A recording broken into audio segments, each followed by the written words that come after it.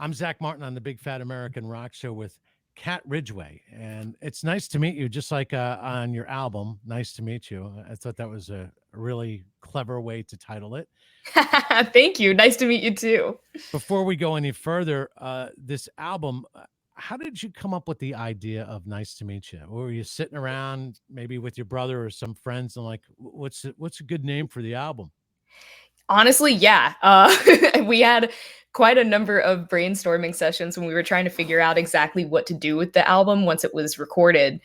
Um, Over the course of like a year and a half or so, I had just kind of collected all of these songs that seemed to be their own thing, and then it was like trying to figure out what was the common thread between all of these songs, because clearly something is bringing them all together.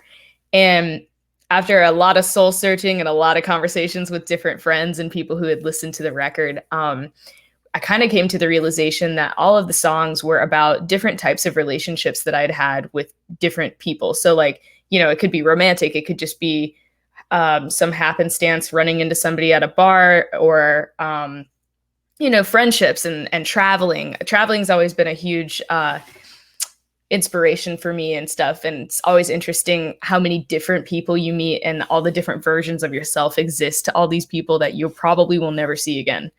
And so I was just thinking about all of these different types of interactions that you have with people over the course of your life, really. And then I just decided to call it Nice to Meet You because, every single interaction you have with different people, whether it ends well or not, there's something to be taken away from that experience. So it's pretty cool.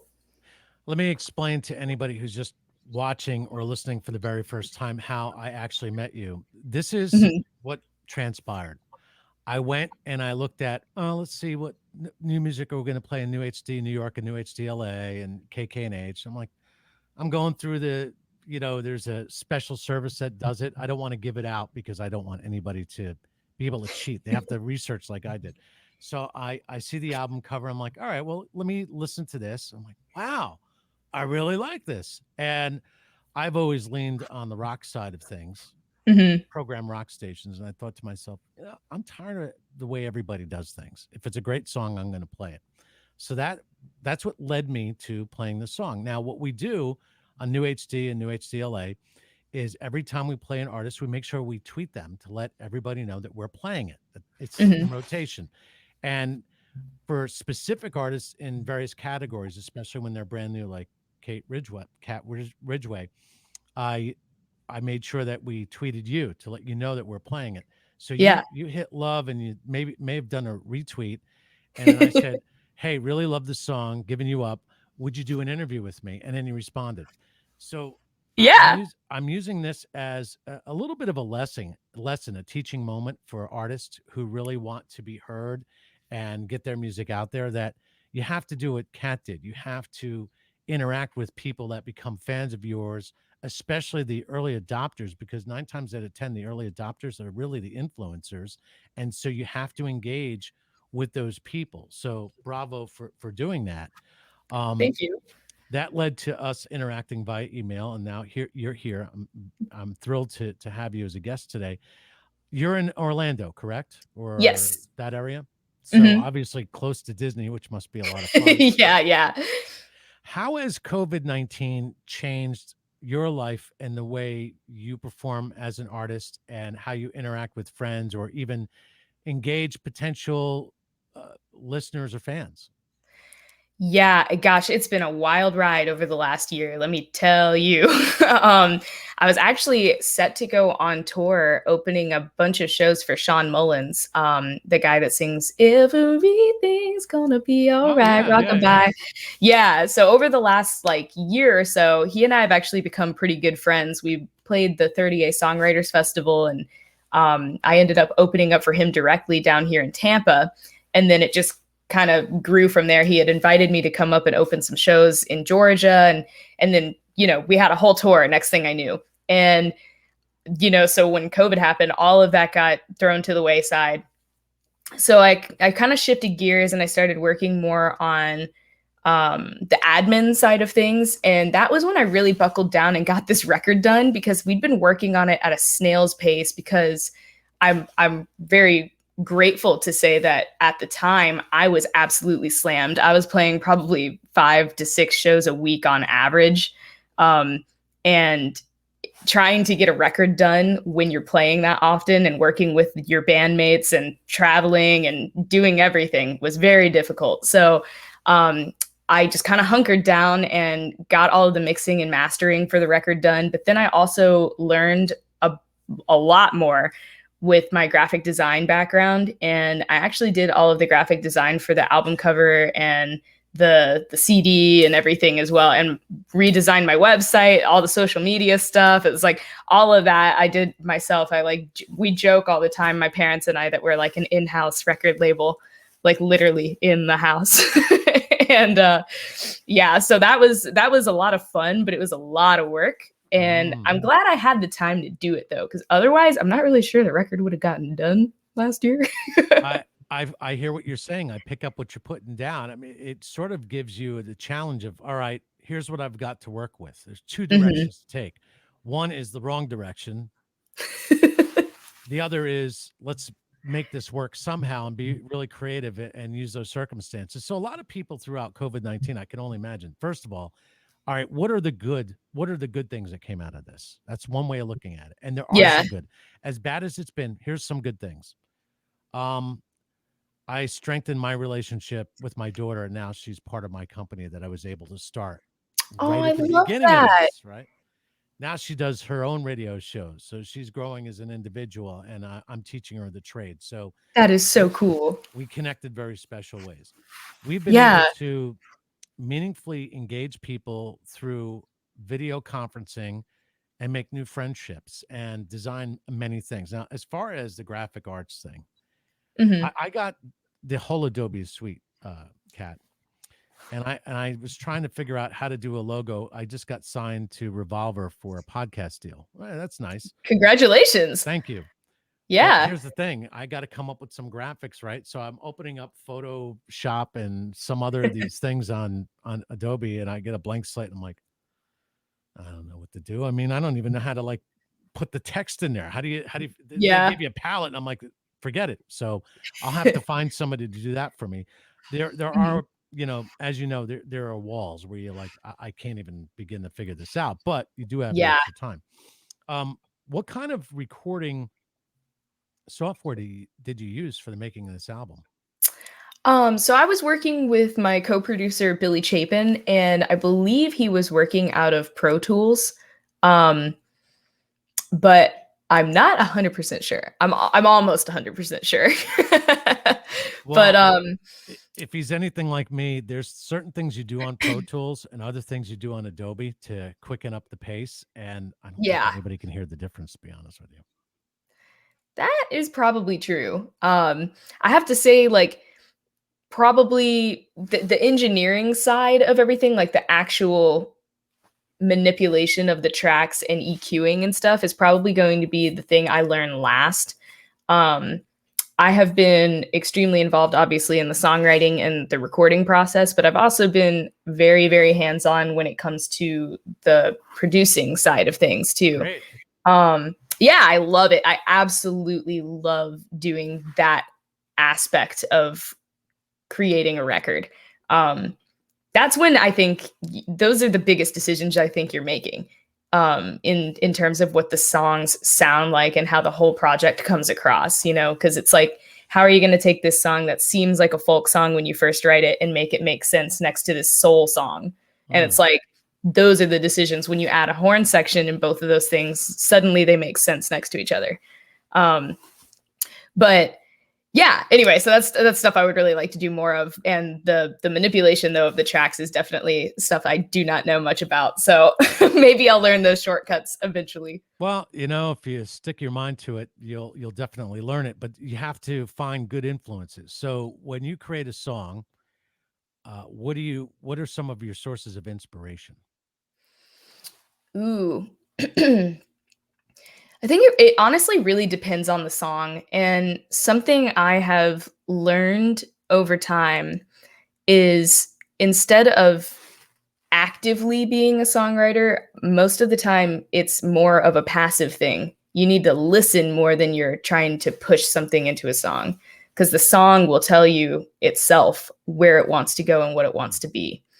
Um, but a lot of the time too, I'm just driven by, does it groove? You know, I never took too much music theory to heart when I did learn it. And honestly, I don't really know much of it to begin with.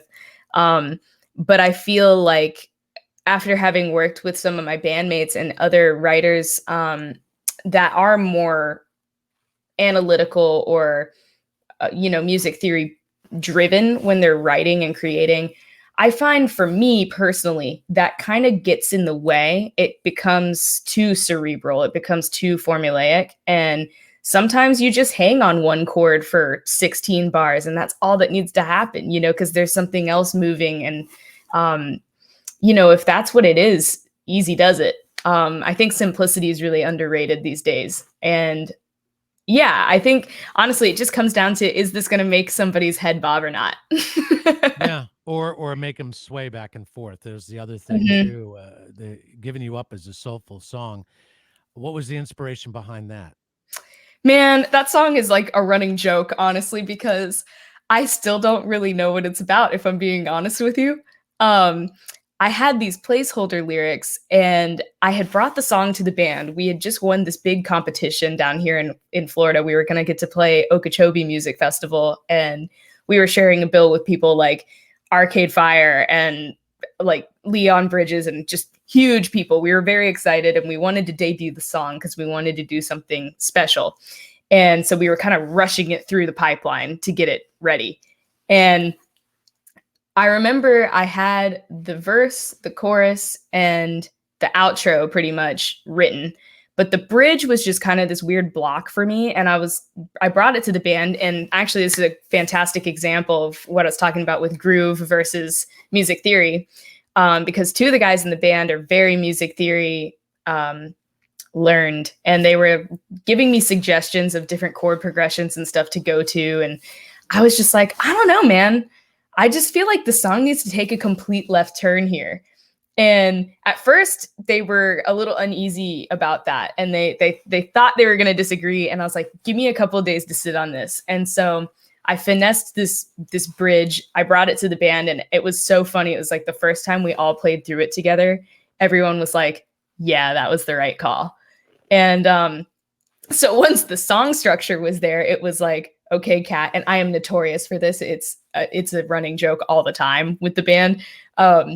But I always write lyrics last. I'm so melody driven and song structure driven. And then I have to just kind of find the words that fit into those pockets that we've built in the song. And since I had been singing all these placeholder lyrics, they just felt right. And I hadn't taken the time to figure out what the song was going to be about. So here we are now at Okeechobee, and they're like biggest festival we've ever played at this point. And I'm like, oh my God, I never took the time to write new lyrics. And so I'm on stage and I came up with some like ad lib stuff in the first verse. And listening back to a video that my friend took of like watching us play, I was like, oh, that's what I said. Okay. And then I wrote that down and then worked off of it later on. And it's just kind of stuck. But it's hilarious because that is probably the most unorthodox way I've ever written a song, especially when it comes to the lyrics. But yeah, all I joke all the time is just say, I don't know what the song's about, but I hope it means something to you, you know? I kind of like that approach to it. It's definitely not linear thinking, which Yeah, I know. it's all over the place like I am, so that's good. Yeah, It's a soulful song. thank you. Where when you were finishing or when you listen back and when you hear it on the radio, Mhm. what's your response to it? What kind of emotions does it evoke for you? And if there was like some sort of video that you were gonna create out of that, besides the one that's available on YouTube, which you and another guitar player, Yeah. what would that be? Like if you're all right, we need you to produce something from MTV. We need you to Yeah. put something there on VH1. What would that be? Actually, it's hilarious that you bring this up because actually over the last couple of weeks because this song, Giving You Up, has actually gotten into radio rotation. It's the first song I've ever had go to commercial radio before. And since that happened, we were like, wow, we really should put a music video out. But again, because the song doesn't have a defined story, we had no idea what to put with it visually. So I was just thinking, and I remembered seeing this video a few years ago. Do you remember this? It was a drummer, and he's playing drums outside, and then he's playing drums under a bridge, and then he's playing drums like out in like Oh a yeah. field. Yeah, it's And almost like a white stripe kind of thing where he's yeah, doing yeah, different but he simultaneous. stays in the exact same spot in the frame no matter where he goes. Oh, that's But then fun. the sound of the drums changes because of the environment and where he's recording. It's really cool. And so I was thinking about that video and I was like, I played a handful of things on this song in the studio. I wonder if we could do something along those lines. And so I literally recorded this music video on my phone. And my mom helped me. And Good, good. let's see, I'll Way to show go, you kind mom. of what we were working on.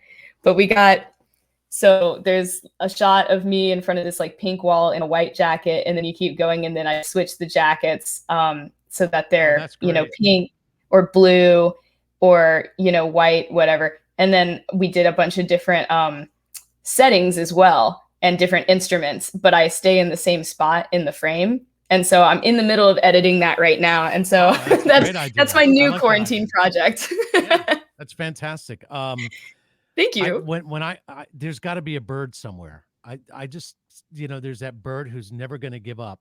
Is she tweets every morning looking for a mate? It could be a cardinal, it could be a blue jay, but there she is every morning like clockwork. Or the owl. Who? I mean, I just every time I listen to your song, I think of beautiful birds. So Wow. that's what I get out of it. How about that? That's cool. I You actually know? really like that visual. Yeah, I mean, Yeah. it's just the bird never gives up. She's always going out. She's looking for food. She's building her nest. Sometimes a storm comes and she's got to fix the nest, and she's just never giving up. She's always there. She's Yeah. a beautiful creature, and she's always singing her song, and she's always in that tree, and she's doing whatever she can to have that life in that tree, and and just like that drummer or you in that frame, she's always there in that no matter what the weather is, no matter what the Yeah. situation, that bird is there. And what she does is that bird entertains the whole neighborhood.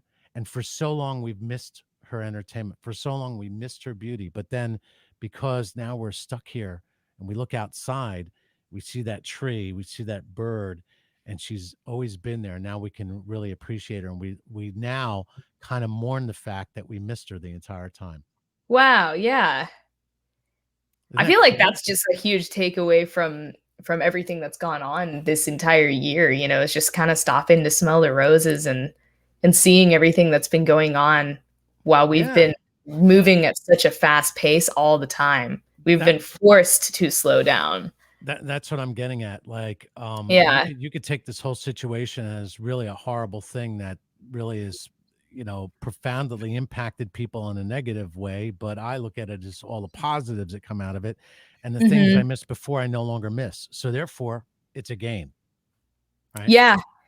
Yeah, and it's interesting because I have a buddy who's always been very heavily into spirituality, and a long time ago he introduced me to Ram Dass, and that's I need to take a deeper dive into all of his work, but the thing that really stuck with me and resonated with me from talking with my friend a few years ago was that the universe is a playground and it responds to intention very honestly very quickly. And so the energy that you put out a lot of the time comes back. And I have noticed that happening. I've noticed a lot more synchronicities in my own life because I've been more open to receiving those things because I haven't been so distracted running at 99 miles an hour every day.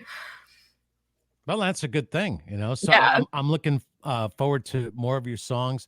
Look, I got to give you a lot of credit for just continuing, moving on, and getting it out there. And then I would imagine that the reason why it's making its way to the radio is because it's a really good song, and Thank you.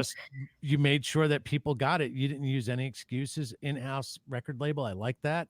Yeah. If you don't mind, before we leave Yeah. this interview, just give us that what you showed me before we did the interview, how you took your space and made it into something spectacular. Okay, Yes. could you share that with us? So, yeah, we moved into this house just a few months ago, and it is a really cozy house, but it happened to have a smaller second master suite.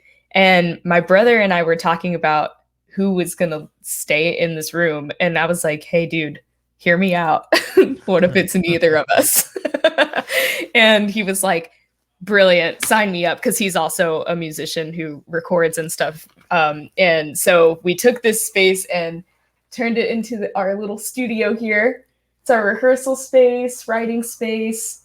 Got all the guitars and stuff on the wall. That's my brother's drum set. And actually, where I'm sitting right now too, this is like our work desk with a couple of different speakers and stuff set up. Yep. And we need to get the soundproofing foam figured out.